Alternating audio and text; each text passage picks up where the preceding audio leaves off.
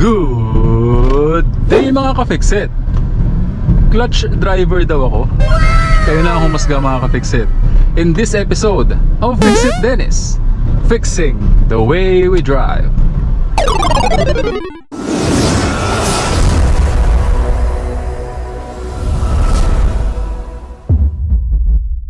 Sa video na ito, tatalakayin natin ang isang topic na kontrobersyal dahil meron pong mangilan-ngilang mga nagko-comment na ako daw ay isang clutch driver. Sana all ligtas. Malamang sa malamang, kung matagal ka na sa channel ko, narinig mo na ang mga sinasabi ko na katagang hold your clutch at biting point for about 1 to 2 seconds or 2 to 3 seconds. Ayan, narinig mo na yan sa akin. So malamang sa malamang kaya po nasasabi ng iba na ako daw ay isang clutch driver dahil sa mga katagang yan, no? Dahil kapag ka nagpapaarangkada ako, ganun din kapag ka nagpapalit ng cambio, ay minimension ko po na kailangan nating i-hold sa clutch biting point yung ating clutch for about 1 to 2 seconds kapag ka nagda-downshift or nag-upshift after mo ipasok yung gear, or kapag ka nagpapaarangkada, minsan 2 to 3 seconds mo ang hinahold sa iyong clutch biting point yung iyong clutch para maging smooth yung transition ng power. So malamang sa malamang dahil dyan sa mga katagang yan, kaya po ako ay nakakakuha ng comment na ako daw ay isang clutch driver. Pero sa tagal-tagal po ng pagmamaneho ko mga ka-Fixit, sa career ko sa pagmamaneho, never pa po akong proudly kong masasabi na never pa ako nasunugan ng clutch. Never kong na-experience yan. Sana all. At sa lahat ng ginamit ko pong sasakyan, ay never ko rin pong naranasan na nasunugan ako ng clutch, no? So yan pong mga mini-mention ko na technique kapag nag-ooperate tayo ng clutch pedal, na hinohold natin sa clutch biting point yung ating clutch sa pag-arangkada at pag-change ng gear, ay natutunan ko po yan over the years para maging smooth po yung transition ng power mula sa ating engine papunta sa transmission at papunta sa ating wheels, no? Para hindi po nagkakaangaro, hindi po nagiging clunky, at hindi po uncomfortable yung feeling kapag kayo nagmamaneho, lalo na para sa yung mga pasahero. Okay? So gagawin ko yan sa video na ito. So ngayon nagpapatakbo tayo dito sa Aguinaldo Highway. We are at Dasmariñas, Cavite mga ka-Fixit. So ibababa ko yung gear para makakambyo tayo. Kaya nasa 4th gear tayo ngayon, bababa ko ulit ng 3rd gear at hinold ko sa clutch biting point yung ating clutch for about 1 to 2 seconds. Yan, overtake lang ang mga ako dito at ating i-upshift. I-increase ko lamang yung ating RPM level. Clutch all the way down, 4th gear, hinold ko sa clutch biting point yan for about 1 to 2 seconds. Yan, hindi mo na ako overtake dahil ayoko ng alanganing overtake mga ka-Fixit. Okay? Dahil ayoko rin pong ma-overtake ka ng alanganin. So do not do to others what you don't want others to do unto you. Okay? Sana all.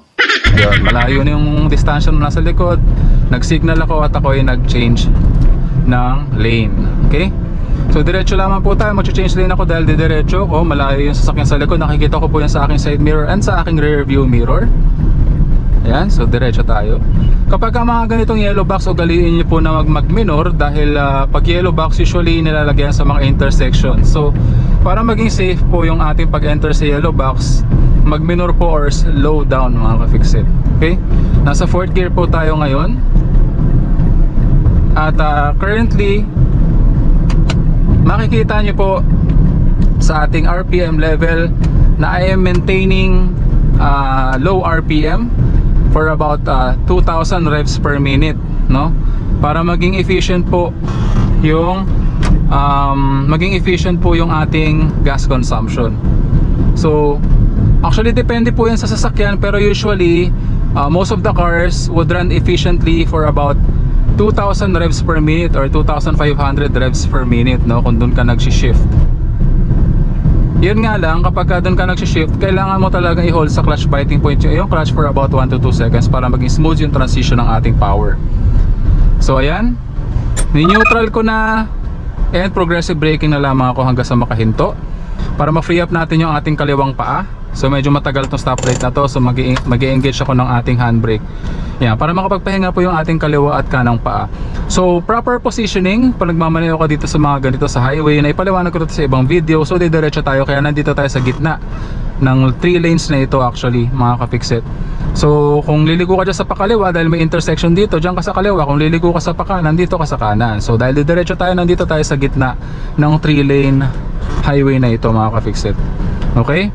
So from standstill, brake pedal, disengage natin ating handbrake, clutch all the way down, first gear. Ayan. So maghihintay pa tayo ng konti. Ayan, malapit na. Clutch all the way down, first gear, gas 1000 RPM, clutch to the biting point for about 2 to 3 seconds. Pag 10 kilometers per hour na takbo ng ating sasakyan, papakawalan ko na yung clutch all the way up dahil hindi na tayo mamamatay ng makina at this point. So sa pagkakataon na yun, mga ka-fixit, nakita mo naman aking hinold sa clutch biting point yung ating clutch for about 2 to 3 seconds sa ating pag-arangkada. Dahil syempre mas matagal po yung transition ng power kapag tayo ay nagpaparangkada from standstill kumpara sa kapag tayo ay nag-change gear dahil rolling na po yung ating sasakyan. Okay? Yan, iiwasan ko muna mag-change gear dahil may mabilis na motor sa likuran. Yan. So, pag lumampas yung motor, ayan, signal ako pa kaliwa. At tayo ay mag-change lane. Ayan. Okay, kapag ka mga ganitong traffic naman, mga ka-fixit, ayan, paano ko minamanage yan? So brake pedal, yan, kapag ka alam kong stop and go traffic, brake pedal lamang, then yung ating kaliwang paa nandito lamang sa resting position. Yan, clutch all the way down, first gear, 1000 RPM of gas, clutch to the biting point, 2 to 3 seconds. Yan, papakawalan ko na yung ating clutch all the way up. Yan, tingnan nyo kung paano ko minamanage yung ating pedal. Pag nakikita kong pumupula yung brake light nung nasa harapan at medyo nag-slow down siya, medyo binibitaw-bitawan ko rin yung accelerator pedal natin, no? Para mag-slow down yung ating sasakyan. Ayan, naka first gear lamang po tayo, mga ka-fixit. As long as hindi lumalampas ng 2000 RPM yung ating first gear, okay lamang po yan.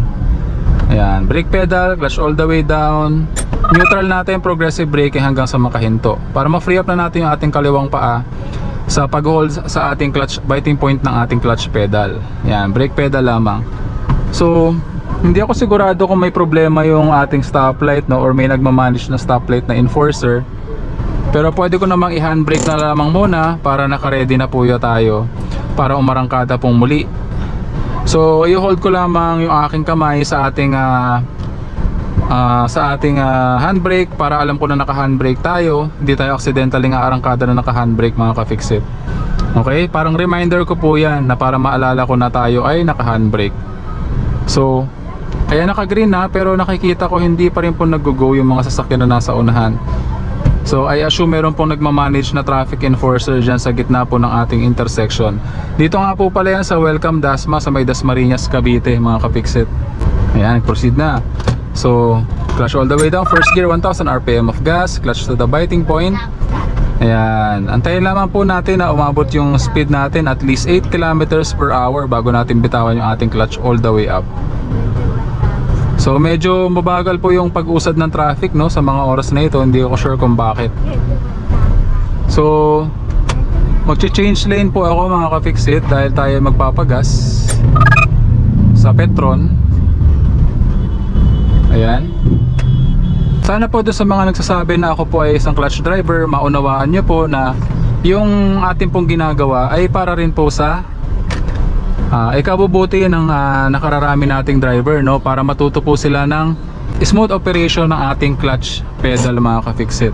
So hindi po masusunog yung inyong clutch sa ganyang method, sa method po na itinuturo ko dito sa channel na ito, no, dahil hindi naman po tataas yung temperature ng ating clutch kung hinuhold natin siya sa clutch biting point for about 2 to 3 seconds lamang. Pero kapag 5 seconds mahigit, ayan, medyo tataas na yung temperature ng ating clutch dahil masyado na pong matagal yung pag-hold sa clutch biting point. Palagi pong tatandaan na walang sino man ang pinanganak na magaling. Kailangan natin ng sapat na panahon at pagsasanay upang maging magaling tayo sa anumang bagay. And that concludes our episode for the day. I hope na sana may natutunan ka sa video episode natin ngayong araw.